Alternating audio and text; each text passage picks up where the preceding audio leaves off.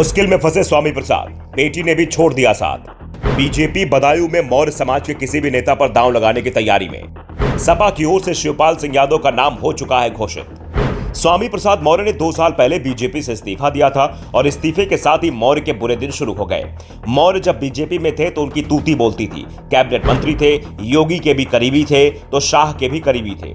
मौर्य खुद को मौसम वैज्ञानिक भी कहते हैं, इसलिए जब उन्हें लगा कि अब मौसम सपा के पक्ष में दिखाई दे रहा है तो 2022 के विधानसभा चुनाव से पहले उन्होंने बीजेपी से इस्तीफा दिया और दल बल के साथ सपा में शामिल हो गए।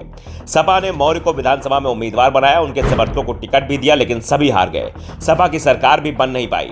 बाद में जब मौर्य ने हिंदू धर्म को लेकर तीखी बयानबाजी शुरू की तो सपा के अंदर ही उनका विरोध शुरू हो गया। बाद में स्वामी प्रसाद मौर्य को इस सपा से इस्तीफा भी देना पड़ गया।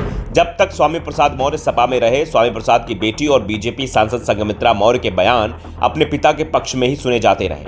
यहां तक कि जब स्वामी प्रसाद मौर्य फाजिल नगर सीट से सपा के टिकट पर चुनाव लड़े थे तो संघमित्रा मौर्य ने अपने पिता के पक्ष में प्रचार किया था।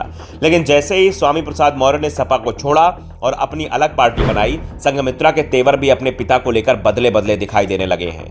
अभी तक जब भी स्वामी प्रसाद मौर्य को लेकर संघमित्रा से सवाल होते थे तो हमेशा उन्हें पिता बताते हुए कहती थी कि पिता और बेटी का रिश्ता कभी टूटता नहीं है।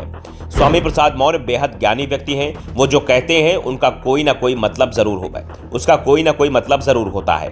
लेकिन अब संघमित्रा मौर्य अपने पिता से जुड़े किसी भी सवाल पर भड़कती दिखाई देती है। दरअसल ये कहा जा रहा है कि बीजेपी बदायूं सीट पर इस बार संघमित्रा की जगह अब मौर्य समाज से आने वाले किसी दूसरे उम्मीदवार पर दांव लगाने की तैयारी कर रही है। इसके बाद से ही संघमित्रा खुद को बीजेपी का कट्टर समर्थक बताकर अपनी दावेदारी पेश कर रही हैं। और जब उनसे स्वामी प्रसाद को लेकर सवाल हुआ तो उन्होंने क्या कहा, इस वीडियो में सुन लीजिए।